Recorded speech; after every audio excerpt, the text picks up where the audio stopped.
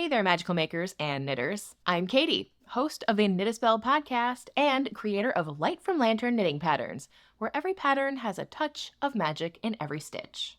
This is an extra special episode because it is the first one where I am combining our horoscope for knitters right here on the podcast, meaning you can now watch it on YouTube or listen to it via streaming on your favorite podcast app. This month, I'm featuring the brand new Apothecary Spirits Oracle Deck.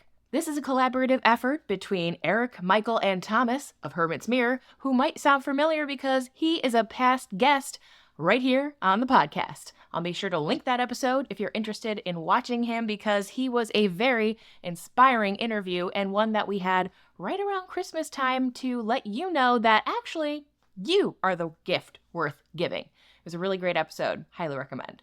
These readings are meant to be inspiring and align your knitting to the energy that will align with the card chosen. So whether you're casting on a new project or working through one that is still in progress, I hope this advice helps you get through the month with a little extra boost. Before we dive in, if you enjoy these horoscopes, be sure to subscribe to the channel or the podcast so that you can get even more magical knitting content. And if you feel inspired, go ahead and share this video with a fellow knitting friend. I'd love to hear their feedback. Let's shuffle up these amazing cards and see what November holds for us knitters. First, roll that intro! Light from Lantern presents Knit a Spell. I'm your host, Katie Rempe, designer, knit witch, and your companion in this magical making podcast. Together, let's explore the enchanted world where knitting meets the magic of the craft. Let's give these cards a nice shuffle before we pull our first card for Aries. I'm really excited to show off this deck to you because the art is so beautiful. It's very whimsical, it is very inclusive, and overall, very informative. So, without further ado, let's see what the first card holds for Aries. Marigold. Now, I am not super familiar with all of these herbs and apothecary spirits, and so I'm going to be turning to the guidebook for a little extra reference. This guidebook is super comprehensive and in full color, which doesn't always happen. And so I'm going to find Marigold as our first card to see how we can apply this to knitters. Your keywords are honor, respect, and offering. And what more appropriate card really, because this is often an offering around this time of year for your departed loved ones. So Aries, if you're a crafter who maybe you have access to grandma's blanket that she knit for you, or you have an unfinished project from a departed loved one, this could be a great month to embrace that energy, finish that project, or just bring it back out and give it a little extra love. And if you don't have anything like that around, maybe what you're making now will soon be the thing that is respected by someone else, whether it's a gift you're making for someone or it's something you're making for yourself that in the future could be a remembrance of you.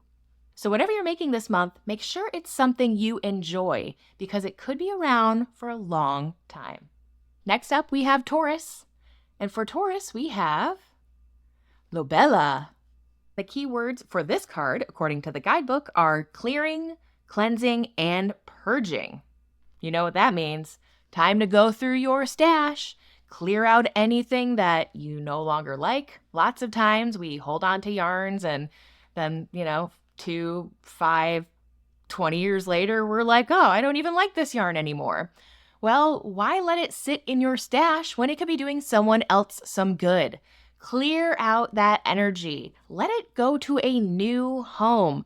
There's someone waiting for that yarn, even if it's not you. So give it new life and pay it forward. This could also apply to maybe having too many works in progress. Again, very similar to having a large stash that's doing nothing but collecting dust. Go through your works in progress this month and see which ones do you really want to finish and put your time towards, and which ones are just sort of a bummer that they're hanging around and you don't even want to work on anymore. We were just talking on a recent episode of the show about how Sometimes we have works in progress for so long that we don't even fit in them anymore, or our taste levels have totally changed. And so, why keep them around when you have no intention to finish them anyway? Clear them out and let room for new projects come to you. Maybe that'll be in December, because it's hard to make room when you're stuffed with so much, well, stuff. Next up, we have Gemini. And for Gemini, we have Cayenne. Ooh, spicy. I'm looking for K, Cayenne. Jeez. It's a C. And the key words for Cayenne are riot, sacred rage, and righteous anger. Well, you know, it is November after all. Sometimes embracing rage and anger can be really cathartic. And if you're a woman or a minority, you might often feel like you have to suppress that feeling in order to fit in and not be judged. Maybe that's coming in the form of making projects that feel safe. Maybe you want to get a little outrageous. Embrace the energies of Cayenne this November. Rage can be a great motivator. Maybe there's a project that has been pissing you off. Well, first of all, you don't have to work on it. You could rip it out, throw it out, or just get rid of it. Or just put it in timeout. You don't have to work on it. I've pulled out some projects that I've really hated, and it has felt awesome. Additionally, you can channel rage, anger into a project. There's nothing so satisfying as creating something with the intention to destroy it. Sometimes this can embody feelings that we feel about the world that we feel like we can't do anything with. This is a great way to funnel that energy into a project that you can then destroy without hurting yourself. Use this energy symbolically to put into a project. And if you want to cut it all up at the end or responsibly burn it, don't do that with synthetics though, because of the toxic gas. But if it's a natural fiber, put it in the fire pit. Put all of that energy into the project and release it. You could even ditch it in a graveyard dumpster if you want, as if to say, this energy, this thing is dead to me. It's a great way to funnel that rage, that high emotion into something productive and work through it. Active meditation. Okay, Cancer, for you, we have Irish Moss. Somehow this seems like a very Cancer card. Similar, but perhaps on the other side of the spectrum to Cayenne, Irish Moss embraces the energy of deep thought, meditation, and introspection. Embrace your feels this November. If you feel like you've been holding on to emotion and you haven't been able to release it, this could be a great month to choose a project to use as a meditation. As you're knitting whatever project it may be, maybe it's in a color that makes you feel the energy that you need to release, or maybe it's a stitch pattern that you're feeling like really embodies that energy. Work on it and think, what are these emotions? Why are they in you? How can you work through them? How can they serve you and then move on their way? Because this is a very fluid card. And even if you're working through tough emotions, maybe it's grief, maybe it's loss, maybe it's depression, all of these emotions are valid. And the best part is knitting something is slow. It gives you plenty of time to think, especially if you want to be alone or you're doing it when you have a little extra time. It could just be 5 minutes a day to use this as a cathartic action.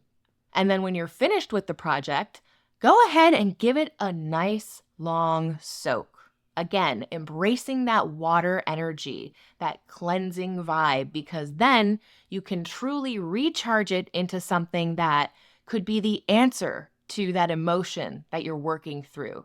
So if it's grief, perhaps you're remembering them, celebrating their life. And that doesn't mean these emotions are gone. Certainly, we have learned grief, like Courtney Weber has said, is a spiral. All emotions are valid, Cancer, and this month, you are valid too.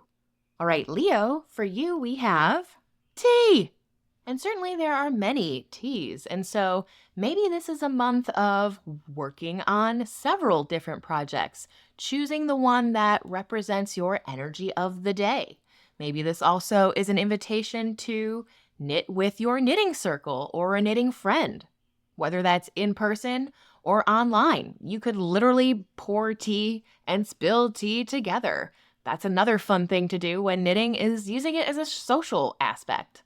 And if you're finishing a project this month, you could even sprinkle in just the tiniest bit of your favorite tea into the blocking water. Now, if you're blocking something white, maybe test on a swatch first just to make sure it's not going to accidentally dye anything. But even a small bit of that energy of the herb can infuse the water and project with the same elements. So if you have a favorite tea, but you're not exactly sure what the correspondences might be with like a black tea versus a green tea or an herbal tea, or what herbs are in it, go ahead and do a quick little search and see what those energies might mean and how you could incorporate them in your project or in your knitting circle.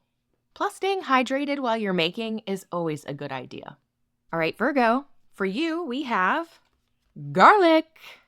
I love garlic, so as a Virgo, I'm here for this. And the keywords for garlic are wonder, possibility, and everyday magic. I must read the first line here because I feel like I wrote this. There is never enough garlic, if you ask me. I often double or triple the amount of garlic in a dish. I have been asked to reduce the amount of garlic that I often have in a dish, and it hurts me. Garlic is a magical herb. It does so much. It can really help heal the body. And in interesting social interactions, perhaps something with a lot of gossip or negative energy, if you have a bowl of garlic at the center, it will absorb those negative energies so that at the end, everyone can feel better. Just pro tip, don't eat that garlic. Go ahead and get rid of it because you don't want to reabsorb those energies that you've just released. Garlic is a great reminder that mundane things can be magical. So if you've sort of felt not really into knitting lately or you haven't really seen it as a magical practice, just remember, knitting is magic. It was once just fiber on an animal or in a plant, and now it's spun up into yarn, dyed into a beautiful color, and you are creating of your will that this yarn is now a shawl or a sweater, and truly, that is magical. So whatever you decide to work on this month, Virgo, just know it's magical, and so are you. Embrace these mundane opportunities and make them your own. Okay, Libra, for you we have gentian root. And maybe I'm saying this wrong, so if I am, you can feel free to correct me in the comments. What an interesting card this is. The keywords for this card is destruction, breaking down, decomposition. This seems like another theme that is starting to repeat for November. This herb is really about breaking things down, and so if you are stuck on a project or you're interested in learning a new skill or a new craft altogether, but you felt it was very overwhelming, you can do it. Break it down into its smallest bits. Sometimes we just need to remember to make some micro moves because over time, those micro moves turn into major moves, big learning. You don't have to decide tomorrow to learn how to crochet, figure it all out. You could just get yarn and get a hook and do one stitch. And then after a couple of days, maybe you learn how to do another stitch. And by the end of the month, you could be a low-key pro on all of those beginning things of launching yourself into a new, exciting opportunity. Whether, again, that's maybe just making progress on something you've been rather sluggish on, or infusing your excitement for knitting altogether by investing time in learning a new craft, because oftentimes cross-crafting is a great way to make your main craft more exciting. Inspire yourself to push your limits a little bit, because maybe your limits were bigger than you're giving yourself credit for. And at the end of the month, you could feel a great sense of accomplishment. Next, we have Scorpio. Ooh, cacao. What a Scorpio card, huh? Ooh. Sensuality, physicality, and hedonism. For you, Scorpio, I really see this as embracing projects that give you a sense of satisfaction. Maybe November is just the month where you knit for you. No gift knitting yet. And if you've had one of those little bikinis or a little pair of shorts or something else that's a little sassy on your queue for a long time, this might be the month to finally cast it on. Give yourself a boost by indulging this month. I actually feel like last month you also had a card that was like, cast on something new. So go ahead, cast on something new or finish something and indulge in that, finishing process. Now you have that thing that you've been working towards. You can show it off. You can wear it around. You can just feel that amazing sense of accomplishment. Indulge in yourself this month, Scorpio. Okay, Sagittarius, for you, we have beeswax. I am in love with this color, and now I'm realizing it's very similar to the hexagonal tarot spread cloth that I made for the hurricane, which I do plan on writing out and releasing at some point this month. So if you're not on my newsletter, lightfromlantern.com is where you can sign up. According to the book, beeswax is bringing together, solidifying, and preserving. If there's a feeling or an energy or a memory that you want to affix into a project, this would be a great month to do so. So if you need to start a new project in order to embrace that energy, maybe make it something small so that you can just buzz right through it and really infuse that energy into it really quickly. Because once you're finished, that energy will always be within it. Now, of course, you can always do things to release that energy, but if you're doing it with the intention for it to be preserved, then you might want to do a blocking ceremony afterwards that would even further instill it in there. Maybe you put a little beeswax in the blocking water. And if you're a Sagittarius that is selling something this month, you might find that you are quite abundant because anything to do with bees brings pollination and abundance and growth. So you might find that sales are pretty consistent this month. Fingers crossed. Next up, we have Capricorn, and for you, we have Echinacea. It's the card on the box. I think this is such a beautiful card. I mean, I think they're all beautiful cards, but something about these colors, maybe you're knitting something this month in these beautiful colors, these purples and these yellows, the orange, they're just yummy. Echinacea's keywords are individuality, uniqueness, and isolation. You might have heard about it being used to treat things like the common cold.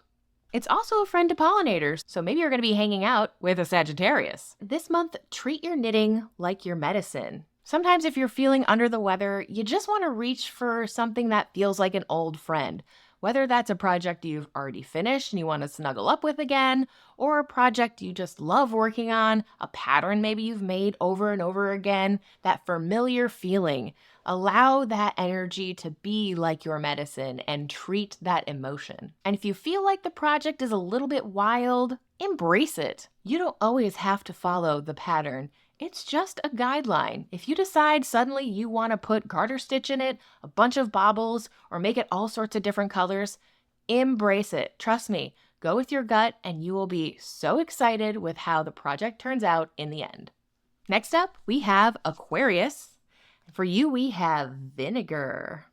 Vinegar is all about maintenance, support, and persistence. This is not the month to start a bunch of new projects. Instead, maintain projects you already have in the works. Persist through them so that you can actually finish something. Because when you don't, it can get kind of bitter. And sometimes that's a good thing. But in this case, use that as motivation to actually put time into something you wanted to knit to begin with. Start a routine this month to finish a project. That is my challenge to you, Aquarius. Take 5 minutes in the morning or 5 minutes during your lunch break to do a little bit of work on that project that you choose to finish this month. Because guess what? Even if you don't actually finish it by the end of the month, you will have made significant progress. And ultimately, that is a win, and it will make you feel fulfilled. Come on, Rebel, stick with it. And finally, we have Pisces. And for Pisces, we have Usnia. Someone help me with how to pronounce this. Wow, I love this figure. Persona, performance, and masquerade are the energies of this card for you this month. this is a great reminder to stay true to yourself. Quite often we can get wrapped up in knitting projects that are just trendy, even if we don't actually really like them. Or maybe we get a little bit talked into a certain color of yarn that maybe we wouldn't have chosen otherwise, which in some way is good. Way to step out of your comfort zone. If you feel like you've been giving too much, this is a reminder that you don't have to give it all away. Some things you can keep just for you. Whether that's your time or a project that people keep asking you to gift to them because they love it so much. They can learn to knit too.